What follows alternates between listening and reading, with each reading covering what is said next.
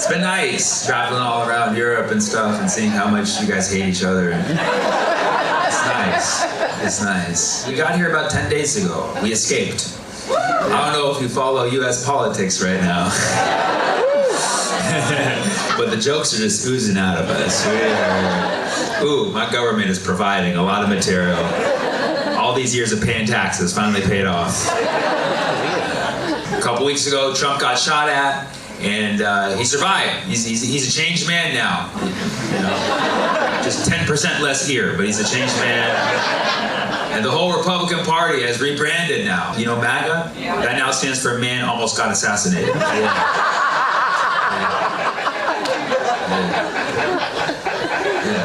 Someone shot at Trump multiple times, but it didn't kill him because right before the shots were fired, he turned his head 45 degrees. And if he had turned any more, the bullet would have pierced his skull. If he had turned any less, the bullet would have pierced his skull. Exactly 45 degrees. To the right, might I add.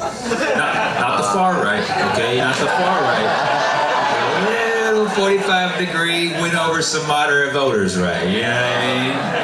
And the bullet just grazed his ear, man. And people were like, whoa, that was staged. And people were like, oh, it was Biden who set it up. It's like, come on, relax, guys. It was both, okay? There was 2 assassins. They double booked. Right? One was trying to stage it. One was trying to kill. They're like, I didn't know you were going to be here. You didn't tell me. I mean, I like to take both of those allegations seriously. Like, okay, if it was staged, that means that Trump knew exactly to turn his head 45 degrees. Would you trust Trump with that kind of plot? Was it exactly 45 because he was the 45th president? Are there layers to this? Also, let's be honest, if Trump set it up, then why was it a white guy who shot? You know what I mean? It would have clearly been a migrant. That would have worked very nice for their campaign. Now, it's like, was it a setup by Biden or the Democrats? I mean, let's look at the chronological events, okay? About a month ago, the polls came out. It was very clear that Biden was starting to lose to Trump and a lot of key battleground states. So they're like, all right, let's have a debate and level the playing field. That didn't work out so well for Biden. He took about 13 Ambien before that event. Finished 1 out of 100 sentences. So then his polls dipped even more after that, and everybody was like, we got to get rid of Biden. But Biden's like, I'm staying in the race. And all the top Democrats were like, he's staying in the race. And Obama was like, he's staying in the race, people. And we're like, do they know something that we don't? Like, this is weird. This confidence is scary. And then a week later, it got even worse. He called his Vice President Trump. And he introduced Zelensky as President Putin. And we were all very concerned. We're like, this guy's gotta go. And then the next day, Trump gets shot at, but it grazes his ear because he turns his head 45 degrees. And then 4 days later, Biden's like, you know, I'm out the race. And we're like, okay, that's a little weird. I will say. Also, another reason why it might be the Democrats is they hired a white guy to shoot him. So, you know. But basically, the new candidate for the Democrats is Kamala Harris, who I believe is the vice president. I'm not exactly sure. Not 100% sure, actually. But I don't make jokes about Kamala Harris. I don't. She's part of too many minority groups. I would get into too many flavors of trouble. I'm not interested. So laugh all you want, you edgy and sensitive comedy spectators. Okay, but Kamala Harris, as far as I'm concerned, is a strong, female, black, Asian, South Asian, mentally challenged person, and you will treat her as such. She's been part of many voiceless, powerless groups, and now she's the vice president, which is the most voiceless, powerless position a person can have in the entire universe. I already got in trouble for that joke, so don't worry. I told that joke, and afterwards, a very nice, young, special needs man came up to me, and he was like, hey, that was messed up. I'm like, you're right, I should not have said mentally challenged. He's like, no, looping her with us, that was messed up. Don't ever do that. You're gonna ruin my campaign. A lot of things have happened in the last. Julian Assange got freed a couple weeks ago, yeah. A lot of people are happy about this. A lot of people are like, who is he?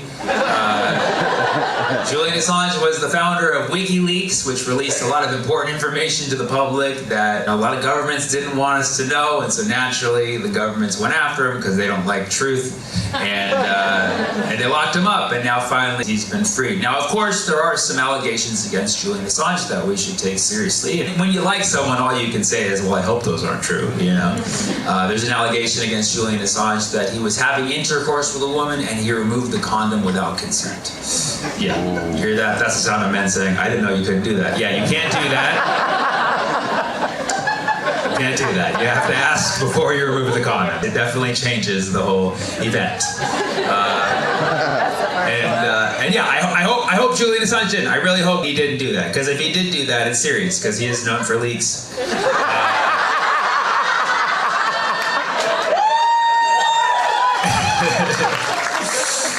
You may not like that joke, but he would want it to be released to the internet.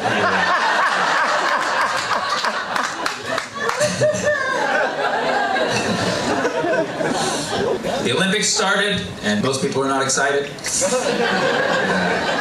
The Olympics in Paris. Paris, the most sophisticated city in the world. Oh, we from Paris. Paris, so sophisticated. We're so sophisticated when we protest, we shit in the river. That's what we do.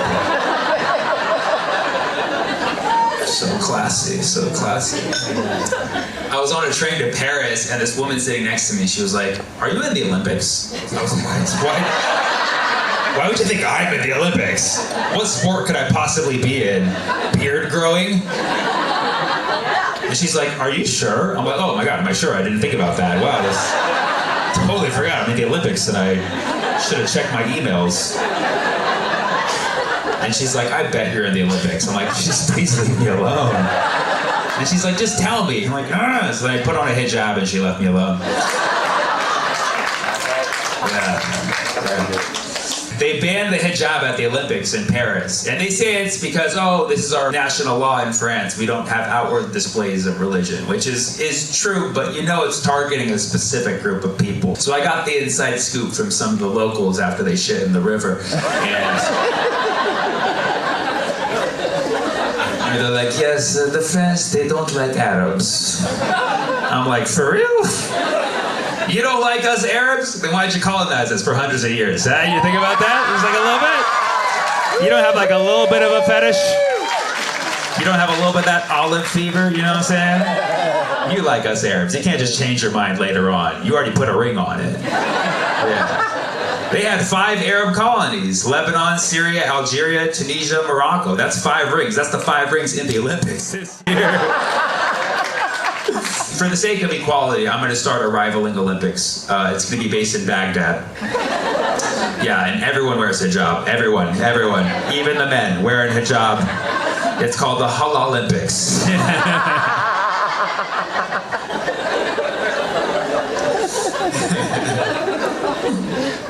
But people ask me, Sammy, you really gonna be president, man? What do you do about Russia? Isn't Russia like our enemy? Dude, relax, dude. I performed in Russia. In 2016, Sammy Obeid, that's me, cha-ching, became the first ever American comedian to headline a show in Russia. True story, you can look it up.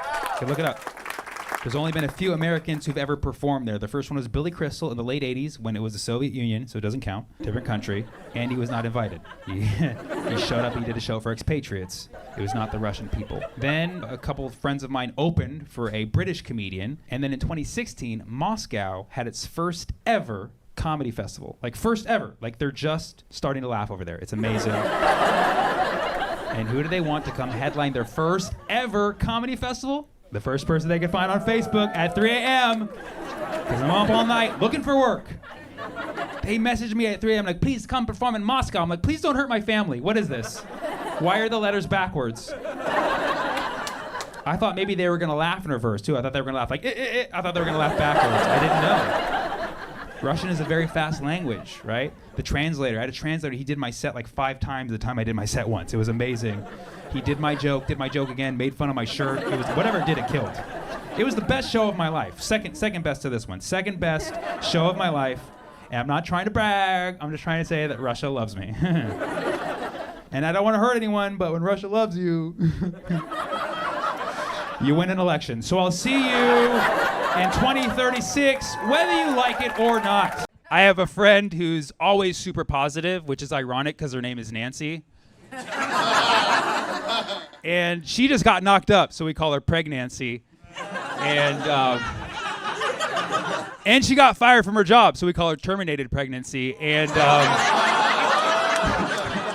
let's talk about it. This is a higher metaphysical debate. Right now, we're all trying to figure out, when does life really begin? And one of my friends thinks that our lives begin when we're sperm, which is terrifying if you think that sperm is actually life.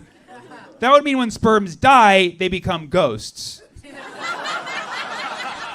Which makes my room a haunted house. I'm like, no, no, no. You ever been in a hotel room? Like, this place is haunted, dude. We gotta go. We gotta go now. So we can agree that sperm should not be life. But then there's the question, is a fetus life? Some people believe that a fetus is a part of a woman's body, and some people believe that it's a life. And really the answer is it's both. We definitely know that a fetus is a part of a woman's body because it only eats when she eats, right? That's why it's called feed us. You know what I mean?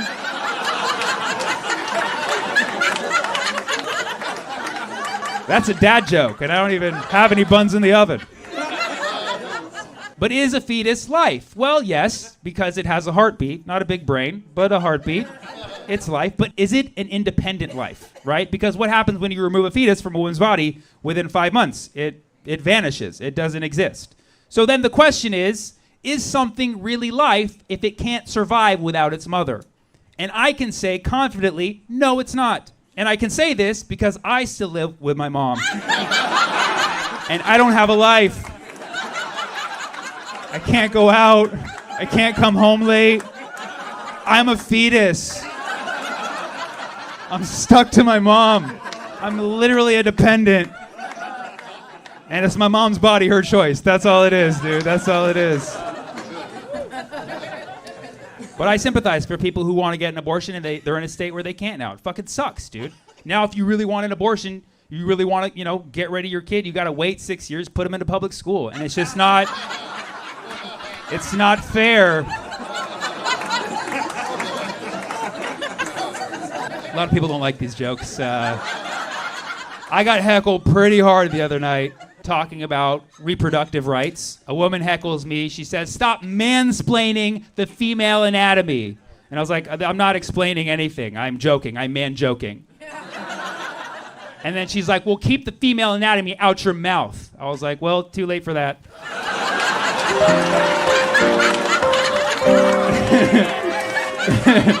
Hey. All right, Do you have kids? No, I don't. No, you don't understand. So I don't understand. Well, you wouldn't be making the comments that you're making. You got it. He once had an affair with a woman who was 88 years old. 88, yeah. Like, I'm not ageist, but damn. You know what I mean? Like, texting in the back, huh? Texting some people? Yeah. Who you texting? Come on, inviting them? My son. Your son? She's trying to make me feel bad. She's like, "My fucking son, you asshole. He said he's hungry. I told him where the refrigerator is. But you almost interfered." Why didn't you bring your son? Not old enough to come? No. Damn, man. You gotta change these fucking laws, man. No babysitter tonight? Yep. My niece is babysitting. Your niece is babysitting. Fuck, that's awesome, man. Family. You don't have to pay her, do you? Keep it in the family. We actually do pay her. You do pay her? That's very noble. You didn't seem happy about that, though. You're like, "We actually do pay her." Fuck! We should be getting this shit for free. Why am I texting my son if she's there managing? Talk to the boss. We put her in charge. Now I'm texting the niece, like, "You're getting paid too much to not have my son be texting her." Anybody else here get a babysitter to come here tonight? Yeah, you did? Awesome. That's cool. Who do you hire for your babysitting? Your dad. Your dad and your mom. Do you pay them? All right, that's fucking right. That's right. When you hire the older people, you don't gotta pay them. These young fucks want money. That's the problem. She's still texting her son. She's like, "I'm telling you, I'm busy. The comedian's talking to me." Just. Do you have kids? Do I Right. No, I don't. I want to have kids one day. So you don't understand. So I don't understand. Whoa, you got me. Did I say I understand? Well, you wouldn't be making the comments that you're making if you did. I wouldn't be making the comments if I did understand what. Yeah, that I have kids, and so you would understand why I text. She's a lawyer. Are you a lawyer? Is that usually how you cross-reference? You're like, wait a second, Your Honor, do you understand? Because clearly, if you understood, you wouldn't be talking right now. Because you understand everything. Because that's what a person who understands does. What is this, stand-up comedy? The fuck is it? The fuck is it? I was talking to you because you were texting in the middle of the show, and I couldn't help but notice that people were like looking at me, and there was one face that was like lit up for like a minute. So I asked you who you were texting. You said your son, and I started asking some questions, trying to be nice, learn about what people do when they have kids and they come to the shows, and who they have managing them, and if they pay them. I want to know the economics of it.